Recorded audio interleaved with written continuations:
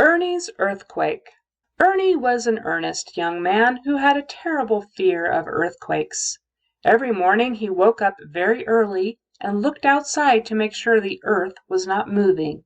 He turned on his computer to check the Earthquake Alerts website just to see if there had been any earthquake activity anywhere on the earth recently.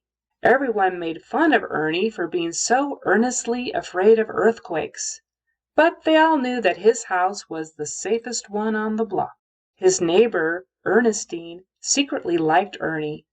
Ernestine was a little strange herself. She had a pet ermine named Ernesto. One day Ernestine was up early, fixing Ernesto his breakfast of shrimp and sea urchins, when she felt the earth shake. The antique urns on her mantel began to tremble and then crashed to the floor. Ernestine knew it was an urgent situation. She scooped up Ernesto and rushed over to Ernie's house. Ernie saw her coming as he stood in his solid doorway and urged her to come inside. "Hurry, hurry," he said. Together they stood in the doorway until the earthquake stopped. "Oh, Ernie," Ernestine exclaimed, "I'm so glad you are here." "Me too," Ernie said earnestly. 6 months later they were married, and Ernestine and her pet ermine moved into Ernie's earthquake-proof house. When people asked Ernie how he knew Ernestine was the one for him, he just smiled and said earnestly, "Because I felt the earth move the first time we met." Who are the main characters in this story? Ernie and Ernestine were the main characters.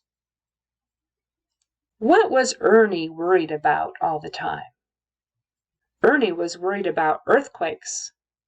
Who was Ernestine? Ernestine was Ernie's neighbor who secretly liked him. What kind of pet did Ernestine have?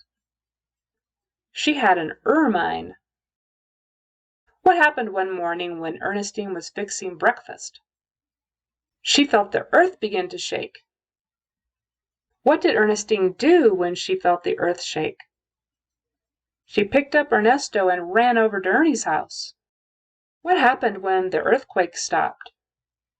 Ernestine and Ernie became friends, and later they got married. Now it's your turn to tell the story. Be sure to tell me who the main characters were, where it took place, and what happened in the story.